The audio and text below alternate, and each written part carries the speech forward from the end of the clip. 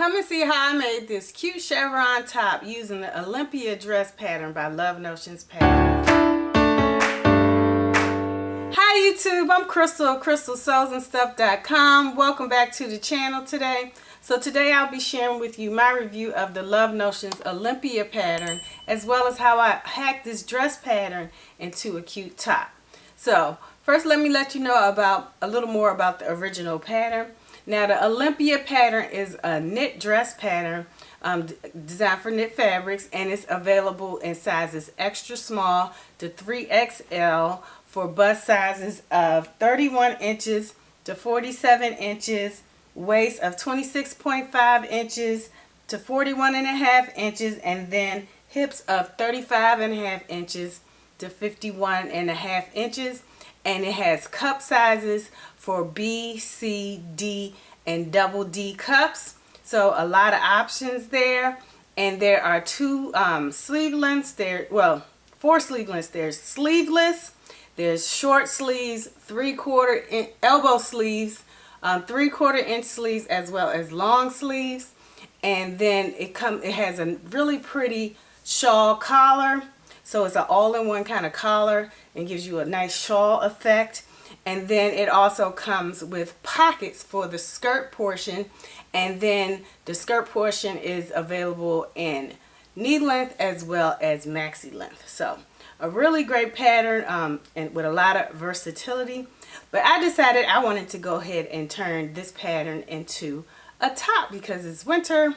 And I wanted to go ahead and I know I'll probably get more use out of it as a top in the winter right now. So now let me tell you about the one that I sewed up. So first let me show you the muslin real quick. I decided to go ahead and test out the pattern since this is the first time that I made it. I decided to make a top, and I decided to go ahead and just do the sleeveless version because this is leftover fabric that I had from a knit jumpsuit that I made in the summer.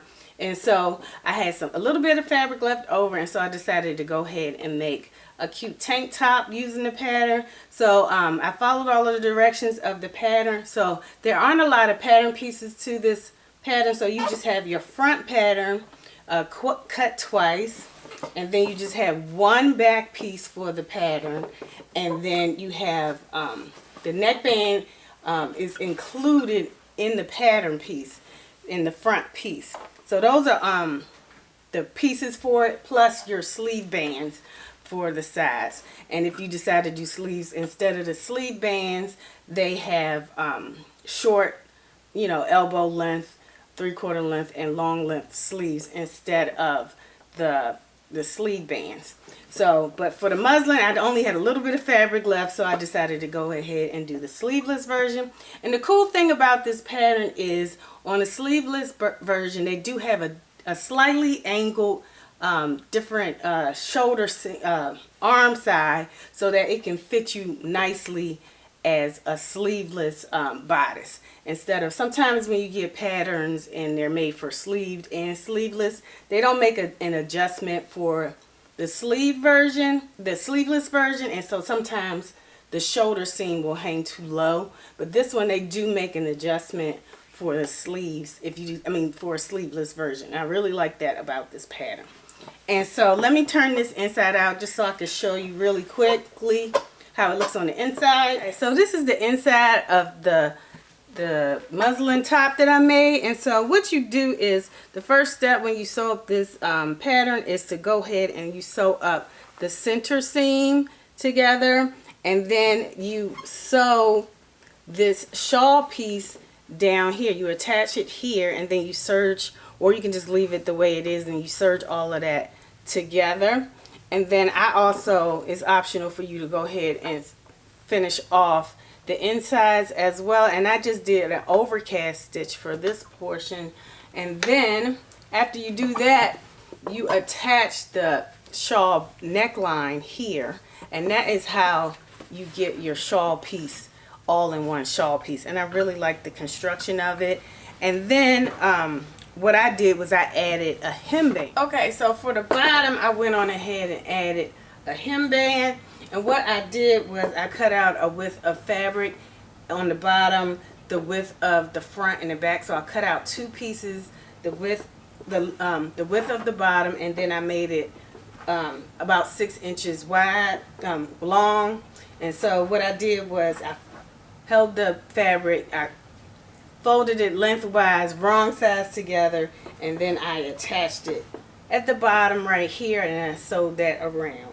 After, well, first you attach the front and the back, and then you go ahead and you attach it this way, and you do it wrong sides together, and then you just sew that around. So really easy way to add a band to the bottom of any cuff or the bottom of a top, just to give it a little more flair. And that's what I decided to do with this cute tank version of the pattern. So now let me tell you a bit about how I sewed up the chevron version of this top. So before you get started on cutting out your chevrons and everything, you want to go ahead and add 3/8 inch seam allowance to any seams that are cut on the fold. So for example, this the original pattern, the back piece is cut out on the fold. So in order to get a chevron effect, you would need a center back seam.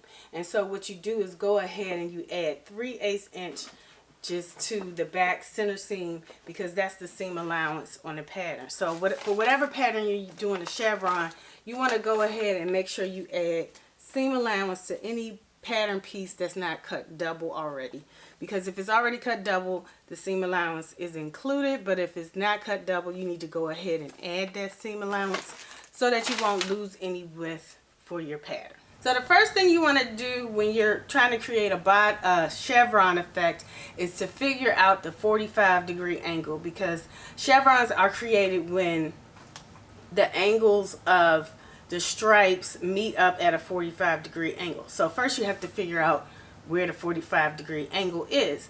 And several sewing tools that you probably already have at your house or in your sewing room also have a 45-degree mark on it. So you can take this basic quilting ruler, and you can see it has different angles on it. So it has a 60-degree angle, a 45-degree angle, and a 30-degree angle. And what you want to look for is your 45-degree angle.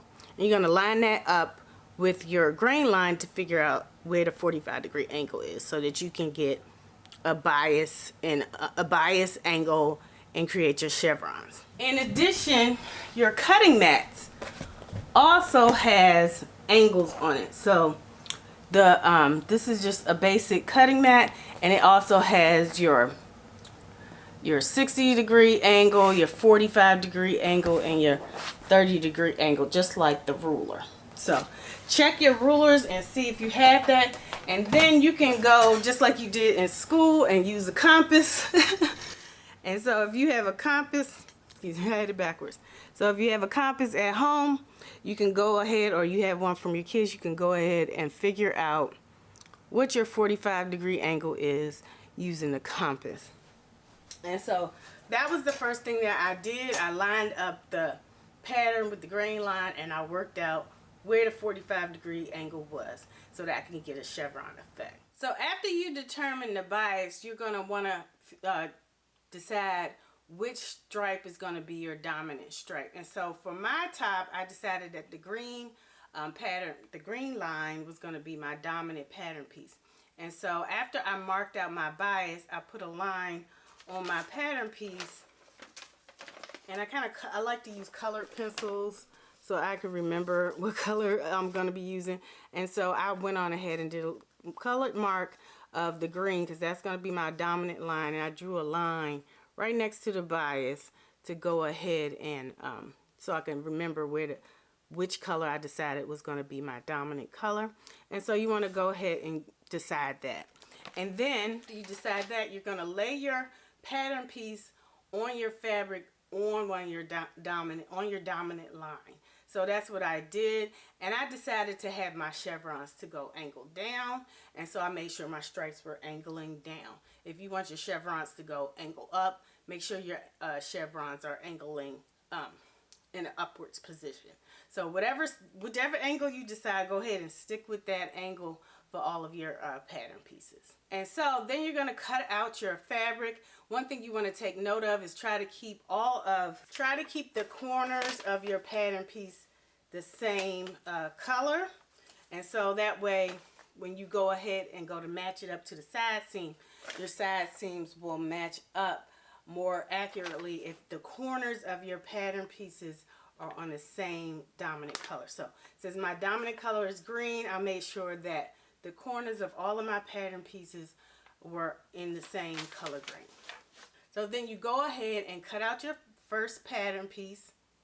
And after you cut out your first pattern piece, then you're going to mirror your first pattern piece on top of your second pattern piece. So what you do is you take your first pattern piece and lay it directly on top of the fabric and use your pattern weights to keep everything nice and neat. And then you're going to cut around your pattern piece very carefully. Use your pattern weights or pins to make sure nothing shifts, and cut it out carefully so that you can have an exact mirror image of your first pattern piece. And then after you do that, you're going to do the same thing for all of your other pattern pieces. And another thing you can do is use your first pattern piece. So once you cut out the front bodice, go ahead and use, or your back bodice, go ahead and use that pattern piece as a guide. So you'll just double check before you cut everything out that everything is still lining up on the side, so all of your green marks are angled the right way. And then also you want to make sure that everything is matching and going in the direction that you want it to. So as you're cutting, I just kind of use my pattern piece against the pieces that I already cut out in order to get it to all match up and double check. And now a note on the sleeves. I want when you cut, if you decide, you can keep your sleeves, you can sew your sleeves straight, or you can cut them on a bias. I decided to go ahead and do my sleeves on the bias as well. When you cut out your sleeve pieces, you want to pay careful attention to the notches on your sleeve pieces. So you want to mark down what color your sleeve piece is landing on, and make sure that color is matching up to the same color on your front bodice pattern piece. So go ahead and mark. So I knew that my front bodice piece is on a green stripe, the notch is on a green stripe, and then I also make sure that my sleeve notch is also on a green stripe. And that way you can make sure that these two notches are going to match up.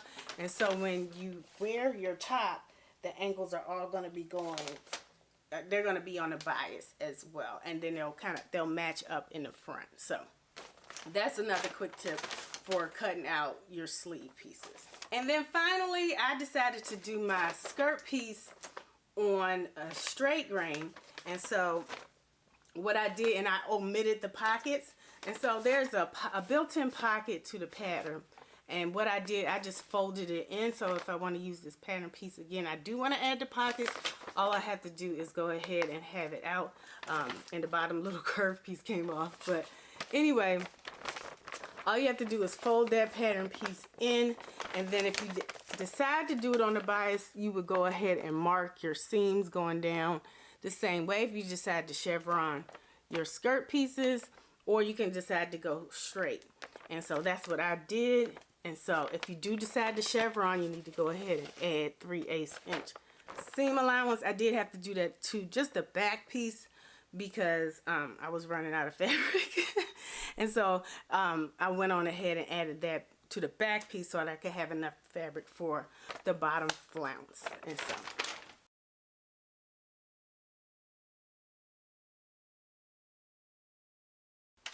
that is what I did.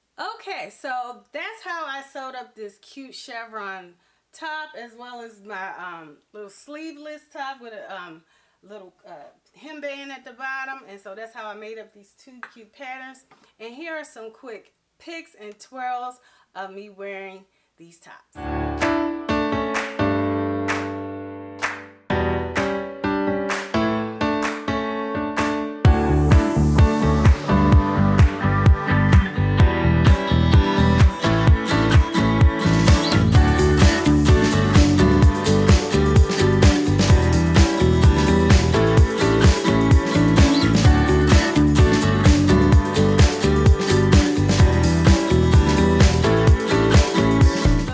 pics and twirls of me wearing the Olympia dress hacked into a top.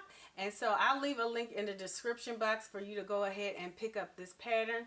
It is the $5 Feature Friday pattern today, and so it's on sale for today only for just $5. So go ahead and pick it up while it's on sale. Now this is an affiliate link, and I get a small commission if you just do decide to pick up a pattern using that link, and it really supports the channel.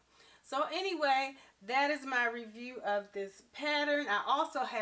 I'm also guest blogging on the Love Notions blog today. So go ahead and check that out if you want to read more about this beautiful pattern.